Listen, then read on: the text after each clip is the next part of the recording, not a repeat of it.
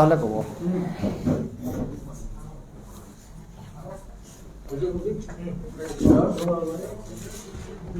এক মিনিট ৰ'ব আমাৰ দুজন উঠি গ'ল নহয়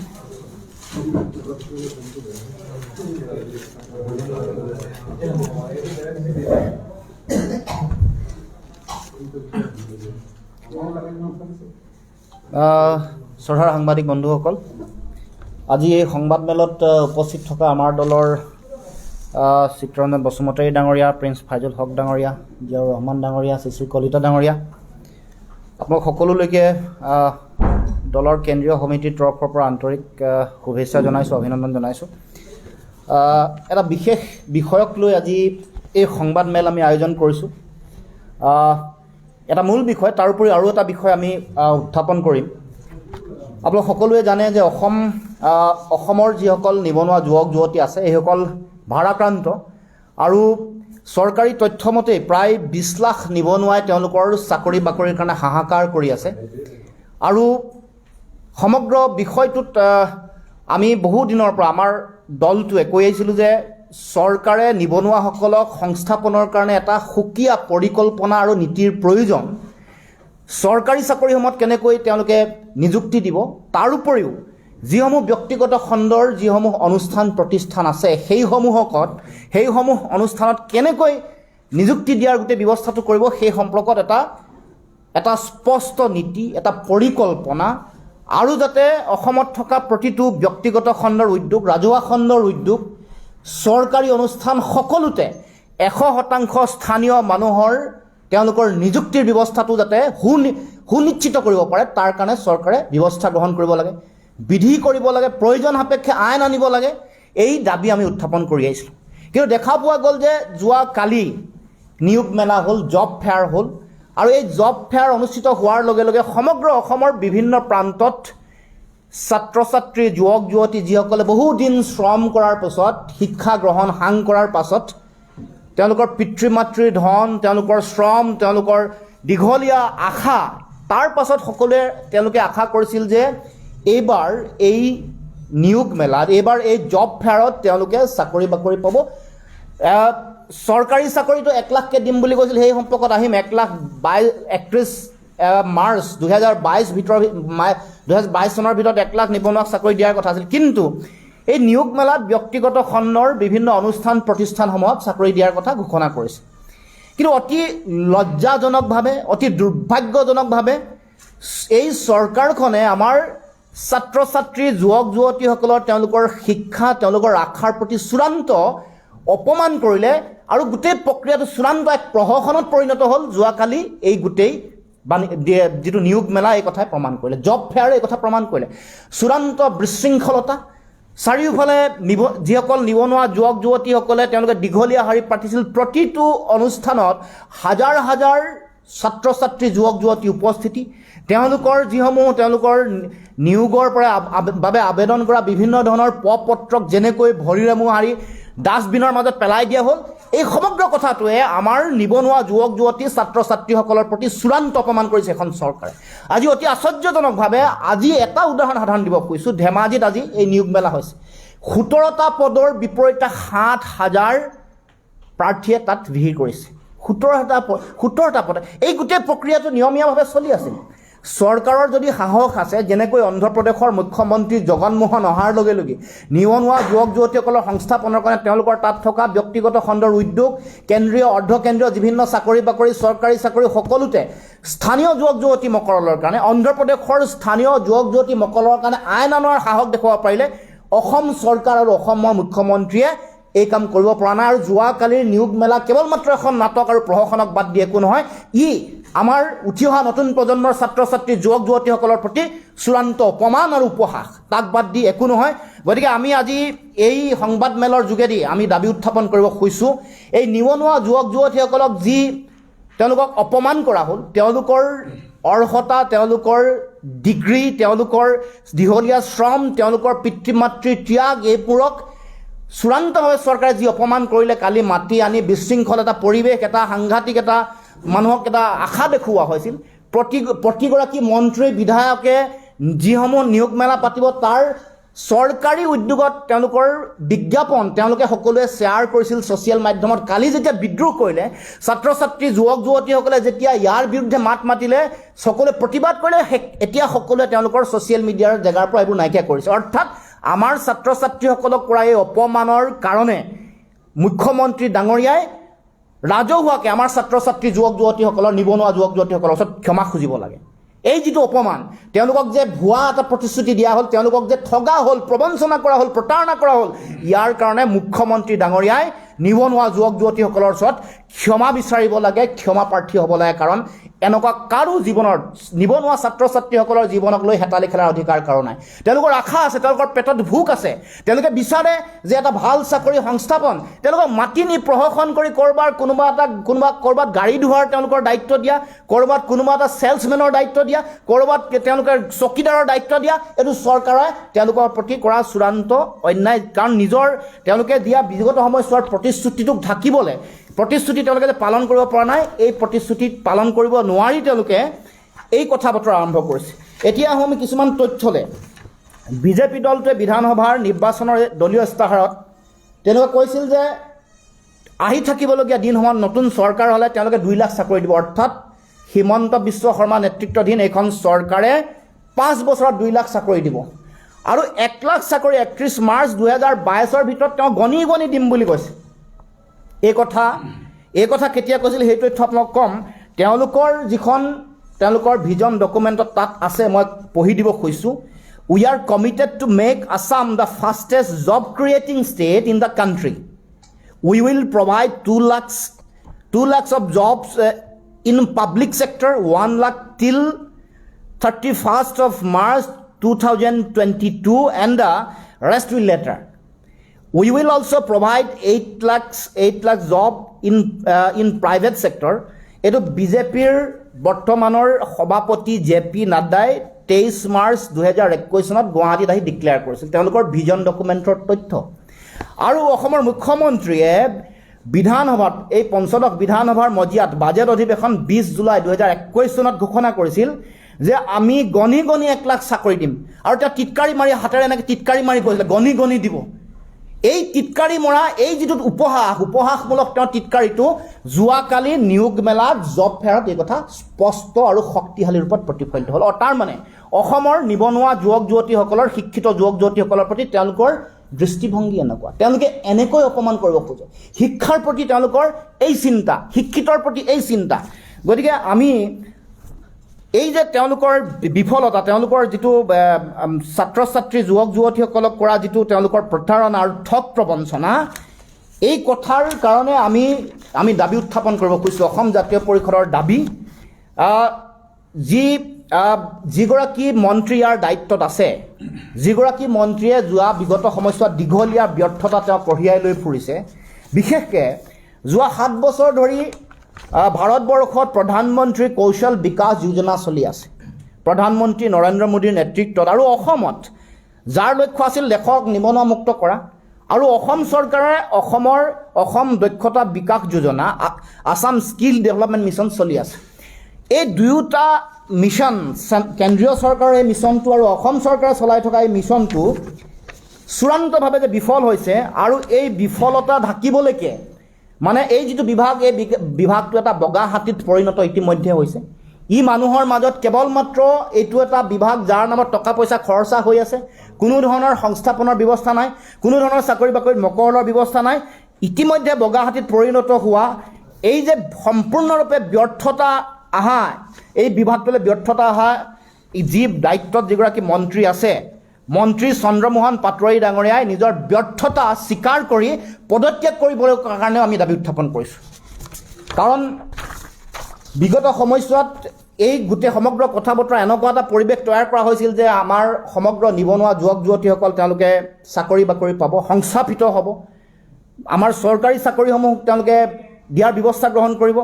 গতিকে আজি তেওঁলোকৰ বিগত সময়ছোৱাৰ যোৱা কালিৰ এই জব ফেয়াৰৰ যোগেদি এই কথা প্ৰমাণ হৈ গ'ল যে 7 বছৰৰ চৰকাৰ, কেন্দ্ৰীয় চৰকাৰৰ এই আঁচনি আৰু অসম চৰকাৰৰ আসাম স্কিল ডেভেলপমেণ্ট মিছন চূড়ান্তভাৱে ব্যৰ্থ আৰু এখন নাটক কেৱল মাত্ৰ চৰকাৰী ধনৰ অপচয় আৰু কেৱল মাত্ৰ চৰকাৰী ধন কাৰোবাক হৰাট কৰিবৰ কাৰণে চৰকাৰী বিষয়া কৰ্মচাৰী মন্ত্ৰী বা কমিশ্যন এনেকুৱা ধৰণৰ সকলো কথাত জড়িত হ'বৰ কাৰণে এইটো এটা বগা হাতীলৈ পৰিৱৰ্তন কৰা হৈছে গতিকে অসমৰ নিবনুৱা যি সমস্যা আছে এই সমস্যা তেওঁলোকে এই সংশ্লিষ্ট বিভাগটো সমাধান কৰাত চূড়ান্তভাৱে বিফল হৈছে গতিকে এই যে যিটো অসমৰ জনতাৰ সৰলতাক তেওঁলোকে ব্যৱহাৰ কৰি এনেকৈ বাৰে বাৰে তেওঁলোকে এই কাম কাজ কৰিব খোজা হৈছে এতিয়া তেওঁলোকৰ এই যোৱাকালিৰ এই গোটেই কথাটোক এনেকুৱা এটা ইম্প্ৰেশ্যন দিব খোজা হৈছে যে তেওঁলোকে যেন 1 লাখ যি আমাৰ চৰকাৰী চাকৰি তেওঁলোকে নিযুক্তি দিম বুলি কৈছিল 22 মাৰ্চৰ ভিতৰত যিটো তেওঁলোকে কৰিব নোৱাৰে এইটো বিফল তেওঁলোক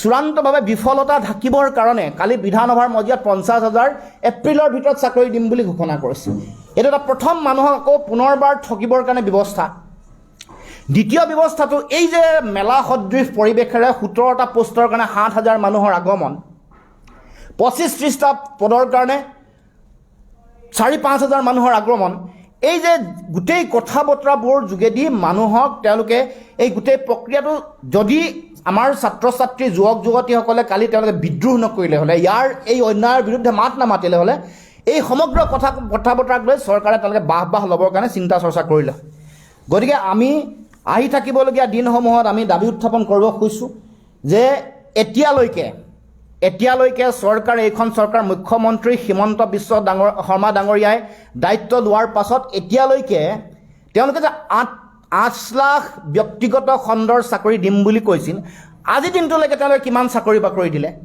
এই দাবীয়ে তেওঁলোকে শ্বেতপত্ৰ প্ৰকাশ কৰিবৰ কাৰণে দাবী উত্থাপন কৰিছোঁ কিমান কোন ক'ত ব্যক্তিগত খণ্ডৰ কোন অনুষ্ঠান প্ৰতিষ্ঠানত কি পদত কাৰ কিমান কোৱালিফিকেশ্যন শিক্ষাগত অৰ্হতা কিমান কাক কিমান দিয়া হ'ল 8 লাখৰ কিমান টাৰ্গেট তেওঁলোকে এচিভ কৰিলে তাৰ শ্বেতপত্ৰ প্ৰকাশ কৰিব লাগে নহ'লে মানুহক বাৰে বাৰে এনেকৈ মূৰ্খ সজোৱা হ'ব বাৰে বাৰে এনেকৈ আৱেগক লৈ খেলা হ'ব আৰু বাৰে বাৰে এনেকৈ ছাত্ৰ ছাত্ৰী যুৱক যুৱতীসকলক অপমান কৰা হ'ব দ্বিতীয় দাবীটো হ'ল আমাৰ চৰকাৰী খণ্ডৰ যিমানবোৰ অনুষ্ঠান প্ৰতিষ্ঠান আছে তাৰ উপৰিও ৰাজহুৱা খণ্ডৰ পাব্লিক ছেক্টৰ আণ্ডাৰটেকিং যিসমূহ আছে বাকী যিবোৰ ছেমি গভৰ্ণমেণ্ট বা যিবোৰ পাব্লিক ছেক্টৰ আণ্ডাৰটেকিং আৰু গভৰ্ণমেণ্টৰ লগত তেওঁলোকৰ যিবোৰ দুয়োটা অনুষ্ঠানৰ লগত জড়িত হৈ থকা যিমানবোৰ চাকৰি বাকৰি আছে সেই চাকৰি কিমান দিলে এই মুখ্যমন্ত্ৰী হিমন্ত বিশ্ব শৰ্মা ডাঙৰীয়াৰ দায়িত্ব লোৱাৰ পিছৰ পৰা দুয়োটা কথা ৰাজহুৱাকৈ তেওঁলোকে শ্বেতপত্ৰৰ যোগেদি প্ৰকাশ কৰিবৰ কাৰণে আমি দাবী উত্থাপন কৰিছোঁ তাৰ লগে লগে আমি এই দাবীও উত্থাপন কৰিছোঁ আমি বহুত দিনৰ পৰা কৈ আহিছোঁ আমাৰ নিবনুৱা যুৱক যুৱতীসকলৰ আমাৰ অসমত যাতে স্থানীয় যুৱক যুৱতীসকলে যাতে সকলো চাকৰি বাকৰি পায় যিটো বিষয় অসম চুক্তিৰ 6 নম্বৰ দফাত এই বিষয়টো উল্লেখ কৰা হৈছিল অসম চুক্তিৰ 6 নম্বৰ দফাৰ প্ৰতিবেদনত এই কথাবোৰ কোৱা হৈছিল যে অসমত প্ৰয়োজন সাপেক্ষে বিধি আনিব লাগে যাতে ব্যক্তিগত খণ্ডৰ বিভিন্ন ধৰণৰ চাকৰি চৰকাৰী বিভিন্ন ধৰণৰ চাকৰি কেন্দ্ৰীয় চাকৰি আমাৰ অসমত থকা কেন্দ্ৰীয় চৰকাৰৰ চাকৰি ৰাজহুৱা খণ্ডৰ উদ্যোগৰ চাকৰি সকলোতে 100% স্থানীয় যুৱক যুৱতীসকলৰ মকৰল হয় তেওঁলোকে যাতে সংস্থাপন পায় তাৰ কাৰণে প্ৰয়োজন সাপেক্ষে বিধি আনি আইন তৈয়াৰ কৰিবৰ কাৰণেও যাতে ব্যৱস্থা গ্ৰহণ কৰে তাৰ কাৰণেও দাবী উত্থাপন কৰিছিলোঁ আৰু আজিও আমি পুনৰ এই দাবী উত্থাপন কৰিছোঁ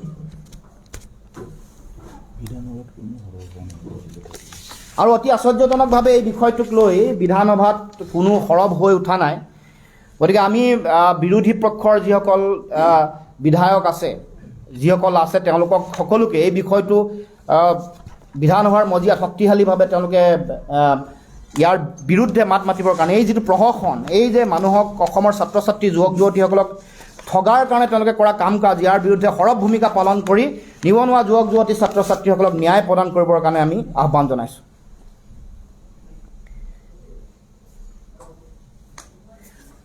তাৰ লগে লগে যোৱাকালি এই যিবোৰ নিয়োগ মেলা তেওঁলোকে অনুষ্ঠিত কৰিছে নিয়োগ মেলা কাৰ উদ্যোগত অনুষ্ঠিত হৈছে আউটচোৰ্চিং কোনে কৰিছে কোন ইভেণ্ট মেনেজমেণ্ট কোম্পানীয়ে কৰিছে সেইটোৰ তথ্য ৰাজহুৱা কৰিব লাগে কিমান টকা পইচা দিয়া হৈছে এই যে গোটেই প্ৰক্ৰিয়াটো কৰিবলৈ যাওঁতে এতিয়া এনেকুৱা ঘটনা ঘটিছে ধেমাজিৰ সেই 17টা মানুহৰ বা সমগ্ৰ অসমৰ যিমানবোৰ চাকৰিয়ালে পোৱা দৰমহা 1 বছৰৰ দৰমহা আউটচোৰ্চিং কৰা এজেঞ্চিটোৱে তেওঁলোকক দিয়া ধনৰ সমান হ'ব সকলো চাকৰি একেলগে যদি মিলাই দিয়ে ধেমাজিত 17টা গুৱাহাটীত 50টা বা 100টা তিনিচুকীয়াত 25টা বা 30টা, যোৰহাটত তেনেকৈ 20-25টা, এই সকলো চাকৰি মিলাই তেওঁলোকে বছৰত পাব লগা দৰমহা আউটচোৰ্চিং কৰা, যিটো ইয়াৰ লগত ইভেণ্ট মেনেজমেণ্টৰ লগত জড়িত হৈ থকা যিটো এজেঞ্চি, সেই এজেঞ্চিক আবণ্টন দিয়া ধনৰ সমান হ'ব।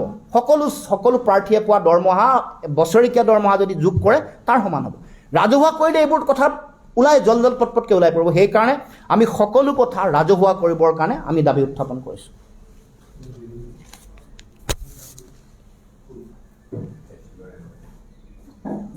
দ্বিতীয় এটা বিষয় আহিম, যদি এইটো কিবা সোধে শেষ কৰি লওঁ। এইটো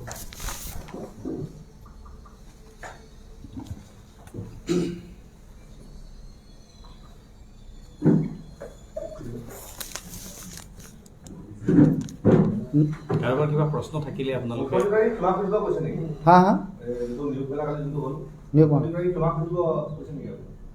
মুখ্যমন্ত্ৰী ক্ষমা খুজিব কৈছোঁ। ছাত্ৰ ছাত্ৰীসকলক কৰা অপমান, মাতি আনি তেওঁলোকক যি ধৰণে এটা পৰিৱেশ তৈয়াৰ কৰা হ'ল, তেওঁলোকক চাকৰি দিম বুলি কৈ এটা সাংঘাতিক বিজ্ঞাপন দি ক'ৰবাত 15টা ক'ৰবাত 17টা, যিটো নিয়মীয়া এটা প্ৰক্ৰিয়া চলিয়ে আছিল, দি আছিল। চৰকাৰে এখন আইন আনি বাধ্য কৰিব লাগিছিল কোম্পানীসমূহক মানুহৰ মাজত মেলামুখী পৰিৱেশ এটা তৈয়াৰ কৰি মানুহৰ পৰা তেওঁলোকে এটা যেন সকলোৰে পৰা তেওঁলোকে এটা সফলতাৰ পৰিৱেশ এটা দেখুৱাব, এটা ভুৱা। কাৰণ 1 লাখ চাকৰি 31 মাৰ্চ 2022 চনৰ ভিতৰত চৰকাৰী চাকৰি দিম বুলি কৈছিল। যিহেতু এইটো প্ৰতিশ্ৰুতি পালন কৰিব নোৱাৰে, বিধানসভাত তেওঁলোকে 50,000 চাকৰি এপ্ৰিলৰ ভিতৰত দিম বুলি কোৱা কথাটো এইটো আওপকীয়াকৈ প্ৰমাণ কৰে যে 31 মাৰ্চ 2022 ভিতৰত 1 লাখ চাকৰি গণি দিব নোৱাৰে। টিলিকি মাৰি মুখ্যমন্ত্ৰীয়ে যিটো কৰিছিল এনেকৈ আঙুলি ফুটুৱাই, সেইটো তেওঁলোকে সেই লক্ষ্য পূৰণ কৰিব নোৱাৰে। তাৰ এই গোটেই পৰিৱেশটো থাকিবৰ কাৰণে কালি এই গোটেই নিয়োগ মেলা আৰম্ভ কৰিছিল। নিয়োগ মেলা আৰম্ভ হোৱাৰ লগে লগে যিটো পৰিৱেশ দেখা হ'ল, যেনেকৈ এটা অব্যৱস্থাৰ মাজত ছাত্ৰ ছাত্ৰীসকলৰ আৱেগ, অনুভূতি, তেওঁলোকৰ শিক্ষা, শ্ৰম, তেওঁলোকৰ পিতৃ মাতৃয়ে যে অশেষ কষ্টৰে তেওঁলোকৰ পঢ়া শুনা কৰিছিল, সকলোৰে প্ৰতি চূড়ান্ত অপমান। এই অপমান কেতিয়াও গ্ৰহণীয় নহয়। এই অপমান কেতিয়াও কোনো কাৰণতে তেওঁলোকৰ যিটো দীঘলীয়া শৈক্ষিক শ্ৰম আৰু ত্যাগ, ইয়াৰ প্ৰতি অপমান। মুখ্যমন্ত্ৰীয়ে এই কথাৰ তেওঁ ক্ষমা বিচাৰিব লাগে। এই যে ছাত্ৰ ছাত্ৰীসকলক অপমানিত কৰা হ'ল, এই যে ছাত্ৰ ছাত্ৰীসকলক মিছাতে প্ৰহসন কৰা হ'ল, এইটো এটা প্ৰবঞ্চনা কৰা হ'ল। আনিছে তেওঁলোকক হাজাৰ ছাত্ৰ ছাত্ৰী আহিছে, দিছে 10টা 12টা পোষ্ট, 17টা পোষ্ট, 7,000 প্ৰাৰ্থী। আৰু এই গোটেই কথাটোৱে চৰকাৰৰ দীঘলীয়া যিটো ব্যৰ্থতা, তেওঁলোকৰ বিভিন্ন ধৰণৰ মিছনৰ ব্যৰ্থতাকে প্ৰমাণ কৰিছে। আৰু তাৰ লগে লগে যিগৰাকী এই বিভাগৰ দায়িত্বত আছে, দক্ষতা বিকাশ, উদ্যমিতা, এইগৰাকীয়ে কৰি থকা দীঘলীয়াকৈ তেওঁ দায়িত্বত আছে। গতিকে এই মন্ত্ৰীগৰাকীৰ পদত্যাগৰো আমি দাবী উত্থাপন কৰিছোঁ। চন্দ্ৰমোহন পাটোৱাৰী ডাঙৰীয়াৰ পদত্যাগৰ দাবী উত্থাপন কৰিছোঁ। নাই, সেইটোৱে কৈছোঁ, অপমান ভৰিৰে গচকিছে, পেলাই দিছে। অন্তত যিসকল ছাত্ৰ ছাত্ৰী দুখীয়া, বহুত চোকা নহ'ব পাৰে, কিন্তু আশা লৈ আহিছে, বহু কষ্টৰ মাজে তেওঁলোকে পঢ়া শুনা কৰিছে। বহু পিতৃ মাতৃয়ে স্নাতকোত্তৰ পৰীক্ষা পঢ়াবলৈ যাওঁতে নিজৰ ঘৰৰ মাটি বাৰী বন্ধকত দি, নিজৰ বলদ গৰুহাল বিক্ৰী কৰি তেওঁলোকক পঢ়ায়। এই কথা মুখ্যমন্ত্ৰীয়ে বুজি পোৱাটো উচিত। অৰ্থাৎ আমাৰ ছাত্ৰ ছাত্ৰীসকল, যুৱক যুৱতীসকলৰ প্ৰতি চূড়ান্ত অপমান। এই কথা কেতিয়াও সহ্য কৰা নহ'ব। এনেকুৱা ধৰণৰ কথা কেতিয়াও গ্ৰহণীয় নহয়, কোনো কাৰণতে সহ্য নহয়। আন কোনোবাই বিধানসভাত এই বিষয়টো উত্থাপন কৰিছে নাই, কিন্তু আমি জাতীয় পৰিষদ স্পষ্ট। এই যে তেওঁলোকক মাতি আনি এনেকৈ অপমান কৰা হ'ল, তেওঁলোকৰ বায়'ডাটা মানে বায়'ডাটাটো নহয়, বায়'ডাটা মানে শ্ৰম। 10 বছৰ হাইস্কুল শিক্ষান্ত উত্তীৰ্ণ হওঁতে 10 বছৰ, 2 বছৰ উচ্চতৰ মাধ্যমিক বিদ্যালয়, 3 বছৰ স্নাতক পৰীক্ষা, 2 বছৰ স্নাতকোত্তৰ। কোনোবা এনেকুৱাও ছাত্ৰ ছাত্ৰী আহিছে যি এমফিল PhD তেওঁলোকে কৰি আছে, বা তেওঁলোকে ইতিমধ্যে এমফিল সম্পূৰ্ণ কৰিছে। সেইসকলৰ এই দীঘলীয়া শ্ৰমৰ মৰ্যাদা নাই জানো? তেওঁলোকৰ পিতৃ মাতৃৰ দীঘলীয়া যিটো পৰিশ্ৰম, তেওঁলোকে ইমান কষ্ট কৰি ছাত্ৰ ছাত্ৰীক পঢ়াই পঠিয়াইছে আশাৰে। এই যিটো কথা, মানুহৰ আৱেগ, মানুহৰ শ্ৰম, মানুহৰ ত্যাগ, সেইটোৰ প্ৰতি চূড়ান্ত অসন্মানৰ অপমান। এইটো এটা প্ৰবঞ্চনা, এইটো এটা প্ৰহসনত পৰিণত কৰিছে যোৱাকালিৰ অনুষ্ঠানটো। গতিকে এই কথাৰ গুৰুত্বটো বুজা দৰকাৰ। আৰু সেইকাৰণে সকলো মন্ত্ৰী বিধায়কে ছ'চিয়েল মিডিয়াৰ পৰা তেওঁলোকৰ আগৰ দিনাখন পোষ্টবোৰ থবলৈ নাইকিয়া কৰিছে। মন কৰিবচোন, অতি দায়িত্বশীল মন্ত্ৰী আৰু যিসকল তেওঁলোকৰ বিধায়ক আছে, তেওঁলোকে দুদিনমান খুব তেওঁলোকৰ ছ'চিয়েল মিডিয়াত তেওঁলোকৰ পেজত দিছে, এই এডভাৰটাইজমেণ্টটো নাইকিয়া কৰি দিলে। আজি নাইকিয়া কৰি দিছে। মানুহৰ ছাত্ৰ ছাত্ৰীৰ বিদ্ৰোহ দেখি, খং দেখি তেওঁলোকে নাইকিয়া কৰিছে। আজিৰ আমি ঘটনাটো, আজি ধেমাজিৰ নিচিনা বিভিন্ন প্ৰান্তৰ, বানে ধোৱা ধেমাজিৰ বিভিন্ন প্ৰান্তৰ পৰা যেতিয়া ছাত্ৰ ছাত্ৰীসকল আহিছে, ইমান দূৰৰ পৰা আহিছে, টকা পইচা খৰচ কৰি আহিছে, তেওঁলোকে মাকৰ আশা বা পিতৃ মাতৃৰ আশা আহি 17টা পোষ্টত 7,000 মানুহ, তাৰপিছত অব্যৱস্থা, তেওঁলোকৰ চিভিসমূহ গছকি পেলোৱা হৈছে, ক'ৰবাত পেলাই দিয়া হৈছে, গুৰিওৱা হৈছে। এইবোৰ কেনেকুৱা ধৰণৰ অব্যৱস্থা? এনেকৈ চলি আছে নেকি চৰকাৰ? নে এনেকৈ বাৰে বাৰে মানুহৰ আৱেগক লৈ তেওঁলোকে খেলিব? আৰু ছাত্ৰ ছাত্ৰীসকলৰ তেওঁলোকৰ শিক্ষা কেনেকৈ আওপকীয়াকৈ তেওঁলোকৰ শিক্ষা, তেওঁলোকৰ শ্ৰমক অপমান কৰিছে। গতিকে সেইকাৰণে মুখ্যমন্ত্ৰীয়ে ৰাজহুৱা ক্ষমা বিচৰাটো বিচাৰিছোঁ। এই ছাত্ৰ ছাত্ৰী অসমৰ 20 লাখ বুলি চৰকাৰী তথ্যত প্ৰায় 40 লাখ, দুগুণ আছে। 40 লাখ নিবনুৱা ছাত্ৰ ছাত্ৰীসকলৰ প্ৰতি এইটো অপমান, উপহাস। সেইকাৰণে ক্ষমা বিচাৰিছোঁ। আৰু অধ্যক্ষ যিগৰাকী মন্ত্ৰী আছে, চন্দ্ৰমোহন পাটোৱাৰী ডাঙৰীয়া, দীঘলীয়া সময় ধৰি দায়িত্বত আছে, এতিয়াও আছে। তেওঁ যে তেওঁলোকৰ এই গোটেই প্ৰক্ৰিয়াটো চূড়ান্তভাৱে ব্যৰ্থ, নিবনুৱাৰ সমস্যা সমাধান কৰিব পৰা নাই, আৰু এনেকুৱা অব্যৱস্থা, বিশৃংখলতা ব্যৱস্থা আৰু ছাত্ৰ ছাত্ৰীসকলক অপমান কৰিছে, তাৰ কাৰণে তেখেতৰ পদত্যাগ আমি দাবী উত্থাপন কৰিছোঁ। কালি বিধানসভাৰ চৌহদত অখিল গগৈয়ে এটা বিশেষ বিচাৰ পিন্ধি 1 লাখ চাকৰি কেতিয়া আৰু ক'ত চৰকাৰে কেতিয়া দিব, তাক লৈ অভিনৱ প্ৰতিবাদ সাব্যস্ত কৰিছে। চাওক, 1 লাখ চাকৰিটো চৰকাৰে দিব নোৱাৰে। তাৰ কাৰণে যোৱাকালি বিধানসভাত 50,000 চাকৰি তেওঁলোকে এপ্ৰিলৰ ভিতৰত দিম বুলি আৰু এটা নতুন প্ৰতিশ্ৰুতি দিলে। কা বিৰোধী আন্দোলনৰ সময়তো তেওঁলোকে কৈছিল, তেতিয়া চাকৰি দিয়াৰ প্ৰতিশ্ৰুতি আছিল 50,000 চাকৰি। তেতিয়া হ'ল জানো? সেই প্ৰতিশ্ৰুতি পালন কৰিলে। একেই চৰকাৰ আছে। এতিয়াও সেই 1 লাখ চাকৰি 31 মাৰ্চ 2022 ভিতৰত দিব নোৱাৰে, যিহেতু তেওঁলোকে দিব নোৱাৰোঁ বুলি জানে চৰকাৰী চাকৰি। এই গোটেই প্ৰক্ৰিয়াটো কৰি মানুহক এবাৰ পুনৰ ভ্ৰান্তিৰ মাজলৈ ঠেলি দিবৰ কাৰণে চিন্তা চৰ্চা কৰিছিল। মানুহক পুনৰবাৰ প্ৰহসন এটা কৰিব, এটা সাংঘাতিক এটা পৰিৱেশ। কাৰণ এনেকুৱা নিয়োগ মেলা অনুষ্ঠিত কৰিবৰ কাৰণে 17টা, 10টা, 15টা পোষ্ট দিবৰ কাৰণে এটা বিশাল আয়োজনৰ প্ৰয়োজন নাই। কোনো আউটচোৰ্চিং এজেঞ্চিক কোটি কোটি টকা তেওঁলোকক দিয়াৰ কোনো প্ৰয়োজন নাই। চৰকাৰী এটা তেওঁলোকে গোটেই উদ্যোগটো চৰকাৰে যেন লৈছে, এনেকুৱা ধৰণৰ পৰিৱেশ এটা তৈয়াৰ কৰিছে। কিন্তু তাৰ পাছত যেতিয়া তেওঁলোকৰ বিফলতা আহিল, তেওঁলোকৰ বিৰুদ্ধে বিদ্ৰোহ হ'ল, তেতিয়া সকলোৱে ইয়াৰ পৰা তেওঁলোকে নিশ্চুপ হৈ আছে। গতিকে মই ভাবোঁ যে আহি থাকিবলগীয়া দিনসমূহত তেওঁলোকৰ এই গোটেই প্ৰক্ৰিয়াত মানুহক চাকৰি, নিয়োগ এইটোক লৈ আৰু পুনৰ বাৰে বাৰে খেলিব নোৱাৰে। কাৰণ মুখ্যমন্ত্ৰী ডাঙৰীয়াৰ আগৰ ৰাজহুৱা এই নিৰ্বাচনৰ আগৰ বক্তব্যবোৰত কি আছিল? যে তেওঁলোকে সূতা কম্বলৰ ৰাজনীতি নকৰে, তেওঁলোকে চাকৰি বাকৰি দিব, চাকৰি বাকৰি পোৱাৰ পিছত ছাত্ৰ ছাত্ৰীসকলে তেওঁলোকে নিজে মাক দেউতাকক কম্বল কিনি, কাপোৰ কানি কিনি মাক দেউতাকক দিব। এইবোৰ মানুহক এটা আৱেগিক পৰিৱেশ তৈয়াৰ কৰি মানুহৰ পৰা ভোট লৈছিল। গতিকে ইয়াৰ জবাবদিহি আৰু প্ৰতিশ্ৰুতি সম্পৰ্কত তেওঁলোকে স্পষ্ট বক্তব্য ৰাখিব লাগিব। শ্বেতপত্ৰ প্ৰকাশ কৰক, কিমান দিছিল? এনেই কথাৰ ফুলজৰিয়াটো নচলিব চৰকাৰ। কিমান দিলে চাকৰি? শ্বেতপত্ৰ প্ৰকাশ কৰক। যদি চৰকাৰৰ সাহস আছে, কিমান চৰকাৰী চাকৰি দিলে? ব্যক্তিগত খণ্ডৰ 8 লাখ চাকৰি এখন চৰকাৰৰ ভিতৰত দিম বুলি কৈছিল, কিমান এচিভ কৰিলে? টাৰ্গেট দিয়ক, নামসহ দিয়ক, তথ্যসহ দিয়ক। আৰু মিছাকৈ কৈ লাভ নাই। তথ্য পাতি শ্বেতপত্ৰ সম্পূৰ্ণ দিয়ক, তেতিয়াহে গম পাত। বহু মানুহ এনেকুৱা ওলাব, মিছাকৈ বহু মানুহৰ নামো আহি যাব পাৰে। গতিকে এই কথা বতৰা আমি স্পষ্টতা বিচাৰিছোঁ। আৰু এই গোটেই সমগ্ৰ কথাটোত একাউণ্টেবল কৰিবৰ কাৰণে বিৰোধী বিধায়কসকলকো মই আহ্বান জনাইছোঁ, তেওঁলোকে যাতে এই বিষয়টো সম্পৰ্কত অতি ছিৰিয়াছলি বিধানসভাত তেওঁলোকে বিতৰ্কত অংশগ্ৰহণ কৰে বা এই সম্পৰ্কত তেওঁলোকে দাবী উত্থাপন কৰে। আৰু এটা বিষয়, এইটো বিষয়ে খুব থুলমূলকৈ ক'ব খুজিছোঁ। এতিয়া নতুন শিক্ষানীতি আহি আছে। নতুন শিক্ষানীতি অহাৰ লগে লগে নতুন ধৰণৰ ধ্যান ধাৰণা আহিছে। সমগ্ৰ ধ্যান ধাৰণা সম্পৰ্কত আমি আজি এই সংবাদমেলত কোনো ধৰণৰ কথা নকওঁ, কিন্তু এটা মূল বিষয়, যেতিয়া মানে এমালগেমেশ্যন, বিভিন্ন ধৰণৰ বিদ্যালয়সমূহৰ এমালগেমেশ্যনৰ প্ৰক্ৰিয়া হোৱাৰ লগে লগে তাত কিছুমান যোৱাকালি শিক্ষামন্ত্ৰীগৰাকীয়ে কিছুমান অত্যন্ত ভয়াৱহ কথা তেওঁলোকে উল্লেখ কৰিছে। এটা কথা উল্লেখ কৰিছে যে এটা সময়ত সিদ্ধান্ত হৈছিল যে প্ৰতিটো সমষ্টিত এখনকৈ আদৰ্শ অসমীয়া মাধ্যমৰ চৰকাৰী বিদ্যালয় প্ৰতিষ্ঠা হ'ব। এতিয়া অসম চৰকাৰৰ উদ্যোগত এই যি আদৰ্শ বিদ্যালয় প্ৰতিষ্ঠা হোৱাৰ সিদ্ধান্ত গ্ৰহণ কৰিছে, এইবোৰ কেন্দ্ৰীয় বোৰ্ডৰ অধীনত হ'ব বুলি তেওঁলোকে সিদ্ধান্ত গ্ৰহণ কৰিছে। এই কথা কেতিয়াও গ্ৰহণীয় হ'ব নোৱাৰে। প্ৰতিটো সমষ্টিত অসম চৰকাৰে প্ৰতিষ্ঠা কৰিব চৰকাৰী অনুষ্ঠান।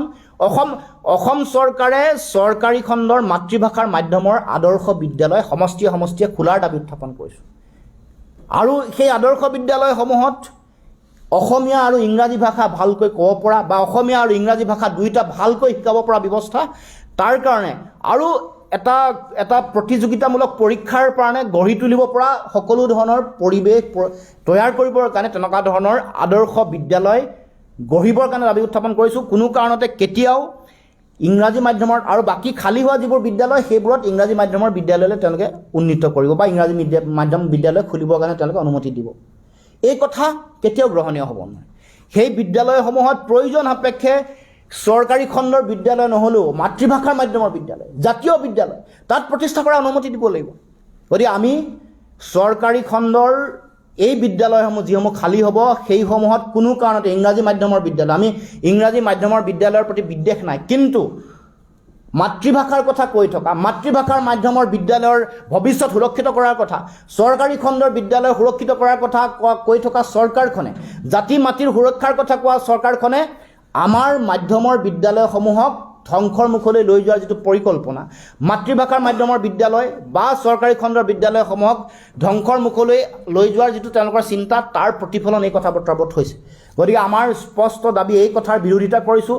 126টা সমষ্টিত CBSE বোৰ্ডৰ অধীনত তেওঁলোকে আদৰ্শ বিদ্যালয় খোলাৰ যিটো সিদ্ধান্ত, ইয়াৰ বিৰোধিতা কৰিছোঁ। আৰু আমি ক'ব খুজিছোঁ 126টা সমষ্টিত মাতৃভাষাৰ মাধ্যমৰ আদৰ্শ বিদ্যালয় গঢ়ি তোলক, যাতে সেই আদৰ্শ বিদ্যালয়ত অসমীয়া ইংৰাজী সকলো ভাষা সলসলীয়াকৈ ক'ব পৰা বা শিকিব পৰা ব্যৱস্থা থাকে। আৰু সেই বিদ্যালয়সমূহত আধুনিক পৃথিৱীৰ আন আন উন্নত ৰাষ্ট্ৰসমূহৰ আধুনিক যিটো মাধ্যমিক শিক্ষা, সেই শিক্ষা যাতে তাত দিয়া হয় তাৰ কাৰণে ব্যৱস্থা গ্ৰহণ কৰিবৰ কাৰণে সেই আদৰ্শ বিদ্যালয় মাতৃভাষাৰ মাধ্যমত গঢ়ি তোলক। আৰু তাৰ লগে লগে যিসমূহ বিদ্যালয় খালী হোৱা বিদ্যালয়সমূহ ইংৰাজী ভাষাৰ বিদ্যালয়লৈ, ব্যক্তিগত খণ্ডৰ বিদ্যালয়লৈ পৰিৱৰ্তন কৰা তেওঁলোকৰ যিটো সিদ্ধান্ত বা যিটো চিন্তা, সেই চিন্তা পৰিহাৰ কৰিবৰ কাৰণে দাবী উত্থাপন কৰিছোঁ। প্ৰয়োজন সাপেক্ষে অসমত যিবোৰ সফল যিবোৰ ব্যক্তিগত খণ্ডৰ যিবোৰ বিদ্যালয় আছে, সেইবোৰ অসমীয়া মাতৃভাষাৰ মাধ্যমৰ বিদ্যালয়, সেইবোৰ তাত প্ৰতিষ্ঠা কৰাৰ ক্ষেত্ৰত চৰকাৰে উদ্যোগ ল'বৰ কাৰণে আমি দাবী উত্থাপন কৰিছোঁ।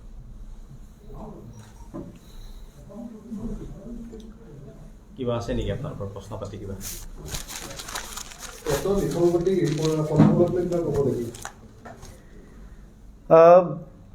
15টা কুৱেশ্যন কিৰ ভুল তেওঁলোকৰ উত্তৰে এতিয়া তেওঁলোকে ফলাফল দিছে, আৰু তাৰপিছত তাৰ কাৰণে এডিশ্যনেল নম্বৰ দিয়াৰ কথা তেওঁলোকে সিদ্ধান্ত গ্ৰহণ কৰিছে। মানে ব্যৰ্থতা ঢাকিবৰ কাৰণে চৰকাৰে তেওঁলোকে নিজা উদ্যোগত অনুষ্ঠিত কৰা টেট পৰীক্ষাৰ ব্যৰ্থতা ঢাকিবৰ কাৰণে তেওঁলোকে এতিয়া আকৌ এডিশ্যনেল নম্বৰ দি ছাত্ৰ ছাত্ৰীসকলক তেওঁলোকক উত্তীৰ্ণ কৰিব বা চাকৰি দিয়াৰ কথা চিন্তা চৰ্চা কৰিছে। গতিকে এই যিটো কথা, এই কথাটো কেতিয়াও ছাত্ৰ ছাত্ৰীসকলক প্ৰতি কেতিয়াও তেওঁলোকৰ ন্যায় হোৱা নাই। কাৰণ ছাত্ৰ ছাত্ৰীসকলক লৈ এটা পৰীক্ষা পাতে, টেট পৰীক্ষাটো এবাৰ অনুষ্ঠিত কৰোঁতে নিখুঁত নিয়াৰিকৈ অনুষ্ঠিত কৰাটো দায়িত্ব। 15টা আনচাৰ কি, কাৰ ভুলৰ কাৰণে, কোন বিষয়া, কোন এজেঞ্চি, কাৰ ভুলৰ কাৰণে 15টা ভুল আনচাৰ কি আহিল? 15টাকে এখন প্ৰশ্ন কাকত 15টা ভুল আনচাৰ কি অহাৰ পিছত ছাত্ৰ ছাত্ৰীসকলক তেনেকৈ মাৰ্কিং কৰা হৈছে। গতিকে এই সমগ্ৰ বিষয়টো এটা তদন্ত হ'ব লাগে কাৰ ভুলৰ কাৰণে, আৰু ছাত্ৰ ছাত্ৰীসকলক প্ৰকৃতপক্ষে ন্যায় দিব লাগে, যাতে এই এডিশ্যনেল মাৰ্কছ দিয়াৰ লগে লগে বা তেওঁলোকক এই মাৰ্কছটো দিয়াৰ লগে লগে তেওঁলোকক আচলতে আন ছাত্ৰ ছাত্ৰী বা তেওঁলোকে ন্যায় পাবনে নাপায়, সেই কথাটো আচলতে মূল কথা। গতিকে নিজৰ ব্যৰ্থতা ঢাকিবৰ কাৰণে নতুন ধৰণে গোটেই কথা বতৰাটো আগবঢ়াই লৈ গ'লে নহ'ব। গতিকে আমি বিচাৰিছোঁ নিখুঁত নিয়াৰী এটা ব্যৱস্থা, ছাত্ৰ ছাত্ৰীসকলে য'ত ন্যায় পায় আৰু ছাত্ৰ ছাত্ৰীসকলে পাব পৰা সম্পূৰ্ণ ন্যায় পাব পৰা ধৰণে তেওঁলোকে ব্যৱস্থাৰে কাম কাজ আগবঢ়াই লৈ যাবৰ কাৰণে আমি দাবী উত্থাপন কৰিছোঁ। আৰু এনেকুৱা ভুল কামৰ লগত জড়িত যিসকল ব্যক্তি আছে তেওঁলোকৰ প্ৰতিও তেওঁলোকক যাতে শাস্তিৰ ব্যৱস্থা গ্ৰহণ কৰে বা এটা তদন্তৰ যোগেদি সমগ্ৰ ইয়াৰ লগত জড়িত যিসকল বিষয়ববীয়া আছে তেওঁলোকক বিচাৰি উলিয়াই তেওঁলোকক শাস্তিৰ ব্যৱস্থা কৰিবৰ কাৰণেও আমি দাবী উত্থাপন কৰিছোঁ। আচৰিত কথা আছে যে ভুল আনচাৰ দিবৰ কাৰণেও 200 টকাকৈ সেৱা পৰ্টেলত পুনৰ দিব লগা হৈছিল ছাত্ৰ ছাত্ৰীসকলে। গতিকে এনেকুৱা ধৰণৰ ফলাফলৰ কোনো বৈধতা আচলতে থাকিব নোৱাৰে বা যিটো ইতিমধ্যে স্পষ্ট হৈছে। নিশ্চিতভাৱে সমগ্ৰ প্ৰক্ৰিয়াটো আচলতে এখন কমিটিৰ যোগেদি সমগ্ৰ প্ৰক্ৰিয়াটো এনকুৱাৰী হ'ব লাগে। তেওঁলোকৰ প্ৰতিবেদন লৈ আচলতে মই কৈছোঁ যে এখন বিশেষজ্ঞ কমিটিয়েহে আচলতে প্ৰকৃতপক্ষে ভুল আনচাৰ কিৰ পিছত টকা পইচা লৈ উত্তৰো দিছে ঠিকেই। এই সমগ্ৰ প্ৰক্ৰিয়াটোৱে ছাত্ৰ ছাত্ৰীসকলক আচলতে অন্যায় কৰিছে নেকি, তেওঁলোকৰ শৈক্ষিক বিশেষজ্ঞসকলৰ প্ৰতিবেদনৰ পিছত সিদ্ধান্ত গ্ৰহণ কৰি আচলতে উচিত সিদ্ধান্ত গ্ৰহণ কৰিব লাগে। কাৰণ ছাত্ৰ ছাত্ৰীসকলক অন্যায় কৰাৰ অধিকাৰ নাই। অতি আশাৰে তেওঁলোকে টেট পৰীক্ষাত বহে তেওঁলোকৰ ভৱিষ্যত সুৰক্ষিত কৰিবৰ কাৰণে, চাকৰি পাবৰ কাৰণে। গতিকে ছাত্ৰ ছাত্ৰীসকল যদি এই গোটেই প্ৰক্ৰিয়াটোত ন্যায় পোৱাৰ পৰা বাধাগ্ৰস্ত হৈছে তেতিয়াহ'লে বিশেষ এখন কমিটিৰ যোগেদি সমগ্ৰ প্ৰক্ৰিয়াটো তদন্ত কৰি প্ৰতিবেদন লৈ যিসকল দোষী আছে তেওঁলোকক শাস্তি দি এই বিষয়টো এটা চূড়ান্ত সিদ্ধান্ত ল'ব লাগে যে আহি থাকিবলগীয়া দিনসমূহত নতুনকৈ পৰীক্ষা পতা হ'ব নেকি, পুৰণা পৰীক্ষাটো বাতিল কৰা হ'ব নেকি। এই সমগ্ৰ প্ৰক্ৰিয়া আচলতে এখন অতি উচ্চ পৰ্যায়ৰ বিশেষজ্ঞ সমিতি গঠন কৰি প্ৰতিবেদন লৈ সিদ্ধান্ত গ্ৰহণ কৰিবৰ কাৰণে আমি চৰকাৰক আমি দাবী উত্থাপন কৰিছোঁ। এইবোৰ কথাৰ পৰা এনেকুৱা হৈছে নেকি যে চৰকাৰখন ক'ৰবাত মাতৃভাষা মাধ্যমৰ পৰা ক'ৰবাত আচলতে CBSE ফালে তেওঁলোকে সেইমুখী হৈছে নেকি? সেই কথাটো প্ৰমাণেই হৈছে। যোৱাকালি শিক্ষামন্ত্ৰীৰ বক্তব্যত এই কথা প্ৰমাণ হৈছে যে আমাৰ মাতৃভাষা আৰু চৰকাৰী মাধ্যমৰ বিদ্যালয়সমূহক তেওঁলোকে ধ্বংসৰ মুখলৈ ঠেলি দিয়াৰ যিটো ষড়যন্ত্ৰ আৰু পৰিকল্পনা সেইটোত তেওঁলোকে এধাপ দুধাপকৈ তেওঁলোকে আগবাঢ়িছে। এদেও দুদেও লোটা নিয়াৰ যিটো চেও সেই যিটো অপ্তবাক্য তাৰ কাম কাজৰ যোগেদি বহুদিনৰ পৰা চলি আহিছে। যোৱাবাৰ আপোনালোকে দেখিছে প্ৰথম তেওঁলোকে আদৰ্শ বিদ্যালয় মাতৃভাষাৰ মাধ্যমত হ'ব বুলি কৈছে। দ্বিতীয় ছেকেণ্ড ষ্টেপ যেতিয়া আহিল তেতিয়া ক'লে 50খন ইংৰাজী ভাষাৰ আদৰ্শ বিদ্যালয় হ'ব, আদৰ্শ বিদ্যালয় তেওঁলোকে কৰিব। এইবাৰ তেওঁলোকে তৃতীয় ষ্টেপ তেওঁলোকে ক'লে যে 126টা সমষ্টিত 126খন আদৰ্শ CBSE বিদ্যালয় কৰি তুলিব। আৰম্ভণিতে আছিল অসমীয়া মাতৃভাষাৰ মাধ্যমত 50খন কৰিব। দ্বিতীয় সেই সময়ত শিক্ষামন্ত্ৰী হিমন্ত বিশ্ব শৰ্মা ডাঙৰীয়াই ক'লে যে 50খন ইংৰাজী মাধ্যমৰ আদৰ্শ বিদ্যালয় কৰিব। তৃতীয় 126খন CBSE বৰ্ডৰ অধীনত তেওঁলোকে আদৰ্শ বিদ্যালয়। এই কথা কেতিয়াও গ্ৰহণীয় হ'ব নোৱাৰে, কাৰণ আমাৰ ভাষা যেতিয়ালৈকে থাকিব, আমাৰ মাতৃভাষাৰ মাধ্যমৰ বিদ্যালয়সমূহ যেতিয়ালৈকে জীয়াই থাকিব তেতিয়ালৈহে আমাৰ ভাল শিক্ষা দিয়াৰ পৰিৱেশটো থাকিব। আৰু গৱেষণাই এই কথা কৈছে মাতৃভাষাত শিক্ষা গ্ৰহণ কৰা ছাত্ৰ ছাত্ৰীৰ মাজতহে তেওঁলোকৰ উদ্ভাৱিকা শক্তি, তেওঁলোকৰ সৃজনীমূলক শক্তি অতি শক্তিশালী। আৰু ইয়াৰ লগত আমাৰ ভাষাৰ ভৱিষ্যত, আমাৰ সাহিত্যৰ ভৱিষ্যত জড়িত হৈ আছে। গতিকে এই সমগ্ৰ বিষয়টো অতি পৰিকল্পিতভাৱে অসমৰ মানুহৰ ভাষা, সাহিত্য, মাতৃভাষাৰ মাধ্যমৰ বিদ্যালয় আৰু চৰকাৰী শিক্ষা ব্যৱস্থাটোক নাইকিয়া কৰি কেন্দ্ৰীয় বোৰ্ডৰ অধীনলৈ বা ব্যক্তিগত খণ্ডৰ হাতলৈ অৰ্পণ কৰিবৰ কাৰণে চৰকাৰে কূটকৌশল ৰচনা কৰিছে। সেই কথাৰ প্ৰতিফলন যোৱাকালিৰ শিক্ষামন্ত্ৰীৰ বক্তব্য আৰু বিগত সময়ছোৱাৰ কাম কাজ, এনেকুৱা ধৰণৰ টেটৰ ফলাফল বা বিভিন্ন ধৰণৰ বিসংগতি এইবোৰে স্পষ্ট ৰূপত প্ৰমাণ কৰিছে।